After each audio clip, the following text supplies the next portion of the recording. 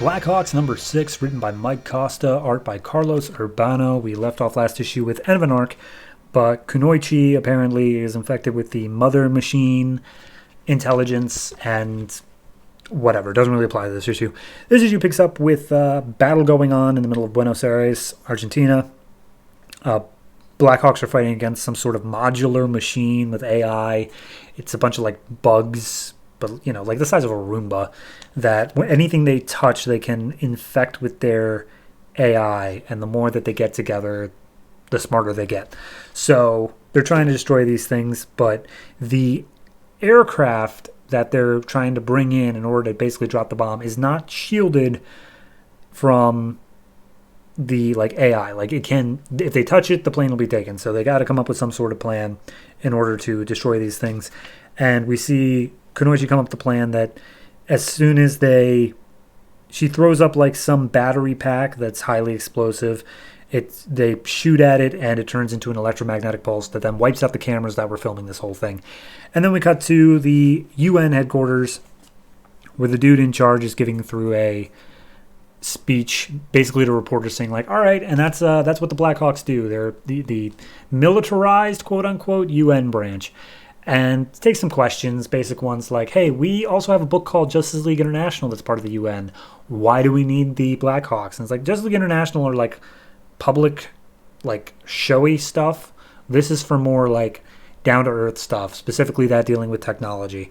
And they're oh, well, these people don't have superpowers. But that one girl threw that battery pack that weighed 100 pounds very far in the air. And it's yeah, that's her own personal stuff. She'll come out of that whenever. And then they said, okay, so your whole thing for the Blackhawks is protecting people from technological threats. But technology is just a path of the future. What right do you have to declare what is or is not, too much for the human race to handle? And basically he makes the analogy of yeah, well, maybe humanity's destiny is to die by some deadly virus, but that doesn't mean that we have to sit down and just take it. We have to be able to fight back against the things that threaten civilization. And then we see all this is on TV being relayed into a bar, and there's Irishman and Attila sitting there having a beer, and they ask for the TV to be shut off because they just don't want to hear about work right now. And as they're sitting there in silence, Irishman finally chimes up, explaining the situation he had once where he had to dig his own grave because he was ambushed and back when he was in the military. And as he was digging it, he turned the shovel around, attacked his attackers, and managed to make his escape. But because of that, he's deaf in one ear. And they're that can't be true. You've passed all your physicals. And he's yeah, I kind of bribed the guy who's doing the physicals to give me a passing grade each time. And then Attila recounts a similar situation where he ran away from a mafia, basically associated household, I guess you could say, in order to go do his own thing and do the right stuff. But yeah, he managed to escape his own grave because he would have died in that house if otherwise. And they just relent on the fact of, everything's gotten so complicated with nano machines and stuff like that. Miss the days where you could just shoot at something.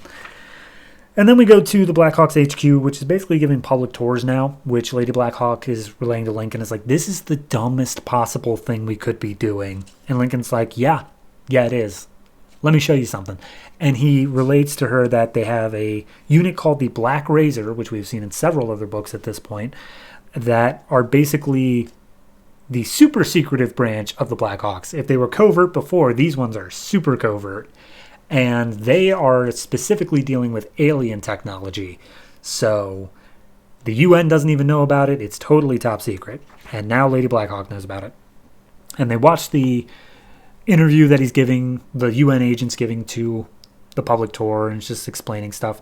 And as they're viewing it through all this super secret high-tech stuff, apparently two of the cameramans recording are using a very highly sophisticated encryption scheme in terms of beaming out the data. So they are definitely suspect. So they get one of the guards, Canada, to go over and very subtly talk to them and see if he can figure out who they are and what they're doing before it gets escalated. Meanwhile, Wildman is trying to crack the encryption. So Canada steps up, and as soon as he says like anything, he's like, "Excuse me," they pull out a gun and start like an attack. Immediately they're knocked out, and the UN agent's like, "See, we caught the threat before it happened. Aren't we so good at our jobs?" Lady Blackhawk brings in the cameras for Wildman to analyze and leaves him in the room. Meanwhile, she gets a call from Attila and Irishmen, who apparently were in that bar in order to talk to an informant who they had to beat up for information. And the informant said something about the name Matteo Bischoff, which doesn't mean anything to them inherently, but he passes off the information to Lady Blackhawk. Meanwhile, Canada relates on the fact of like, man, they were really obvious out in that crowd. It's like they wanted to get caught. It's almost as if it was a trap. Oh my God. And he runs off to go tell Wildman. But we see the Wildman has just cracked the code, and it translates to "Greetings from Matteo Bischoff." And as soon as he does that, the cameras explode, seemingly blowing apart not only Wildman, but like half the facility. And that's where we leave off. I think this is a good start to however the series is going to go. Because again, this was one of the books that got canceled at issue 8, so we are nearing the end here. But I think it's a solid start to, okay, a new player has entered into the field. They clearly have a good amount of technology and stuff like that. Even if we didn't get that great of an intro to them, I think it did a good job of setting up that they are qualified to be the villain of this arc. So it's a good setup there. We'll see how it deals with in the next 2 issues, but I think it's doing a decent job as it is now. Art-wise, can't complain. Everything's pretty much fine. I do think that taking the time to just characterize Irishman and Attila, because they really are the ones that didn't get really any character time in the first arc, it felt out of place in this particular issue because there was just so much other stuff going on. But I get why they did it. And if they remain a more central focus for the next 2 issues, I'll be more apologetic for it. But as it stands now, it's like, it felt really out of place to just get like, yeah, here's my tragic backstory. Okay, whatever. So overall, I'm going to give this one I'm giving it a 7. I think it is a very well done issue, and I think that it sets the stakes well enough.